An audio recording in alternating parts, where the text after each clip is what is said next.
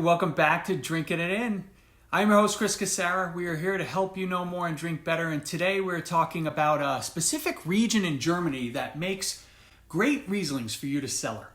German Riesling terms, right? They can be confusing, but a few simple concepts can help you zero in on the right wines to buy. I think Trocken is a very important term as it's indicative of wines that are on the low end of the sweetness spectrum. I love cabinets, but they can come across as sweet. Grosses Gewachs is important too. I mean, that term was actually created by top producers in the early 2000s to signify a top vineyard, and technically it's not part of the official German wine law, but you get by. Now, what do you typically see people recommending to buy for your cellar? Moselle, Rheingau, Rheinhessen, those are the well-known regions to buy and cellar. But today, we're talking about Pfalz Rieslings because they tend to be overlooked, and I think there's an opportunity here. Since the region's overlooked, right, you'd be surprised by the amount of value you can find.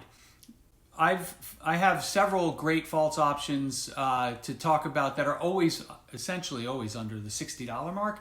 The wines that I typically look out for are from the following producers. Von Winning, Philipp Kuhn, Kranz, as well as A. Christmann. Now, you don't have to go high up on their quality chain. You can even cellar their entry-level wines for a few years, particularly Von Winning, as they have several options that are really well distributed in the US. And if you need to build up some confidence, I suggest you start there. Lastly, when you're buying wines for your cellar, a lot of times you have to consider vintages, but the short answer for Riesling is just no, you don't have to.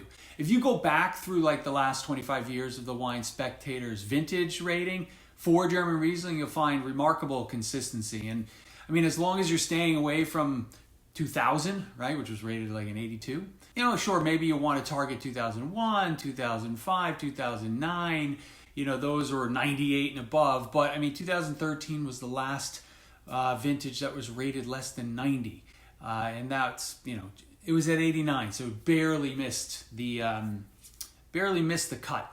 I'm going to come back with some specific Pfalz Rieslings that I have in my cellar once I secure some more, and we'll talk about them. We'll taste them. Thanks so much for joining. Please do all the YouTube thingies, right? Like, subscribe, hit that bell, leave a comment. I appreciate you joining me here, and thanks so much for your support. Cheers.